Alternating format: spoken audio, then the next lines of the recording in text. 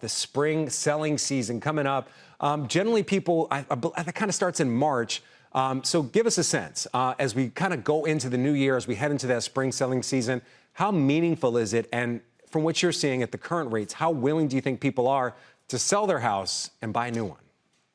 I think, what Diana just said is really good news. The fact that, rates are coming down makes buyers and sellers feel good. She mentioned that prices are at an all-time high.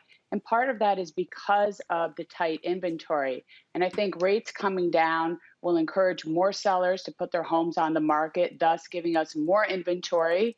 And then that will let up prices a bit so that they can come down. And then I think buyers will feel more comfortable getting out there. There'll be more to choose from because the reason why prices have ticked up slowly is because buyers are going to homes and they're seeing that there's not a lot to choose from, and then you get bidding wars. And so I think we get more inventory, prices come down, rates are down, and the market starts to move in a better direction overall. Okay, so it's moving in a better direction overall, but still there's so many people, depends what source you use, but at least more than half of people have a mortgage rate under 4% right now. When you have that low rate, how difficult is it to see the kind of movement? You mentioned tight inventory, but see the kind of movement of people willing to sell and buy, even if it is at 5%? Look, that's been the challenge. Most people, I think it's like 80% of people who have mortgages have rates, locked in rates under 4%. But the fact that the Fed hasn't raised the Fed fund rate, they've indicated that next year they're going to cut it 3 times, maybe 4. This is good news.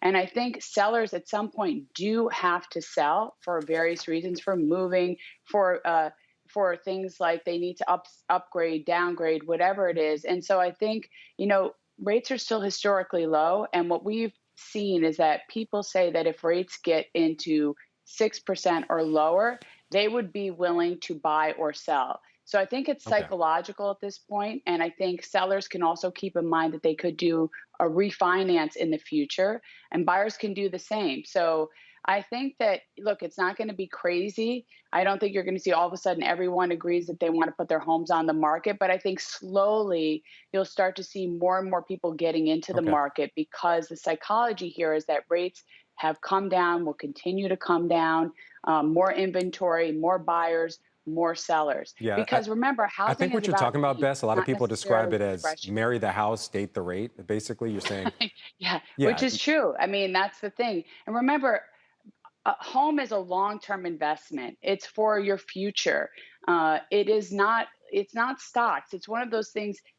People raise families in their homes. It's an emotional commodity. It's sacred, and that's how people have to think about the home buying process. The other good news, Frank, is that we're starting to see the rental prices are coming down. okay. So all of this bodes very well for So 2024. it sounds a little bit better, 2023 was Bess. a challenging year in housing for Right. rates, Before we let you inventory, go, though, prices. I do want to ask you I'm one other sorry? question. I said, I want to ask you one other question. Sorry to talk over you. Yeah. Here's the question I think the audience wants to know. We're seeing a lot of new construction in most big cities, in most areas. So right now, would you buy now while prices are, I guess, kind of stable?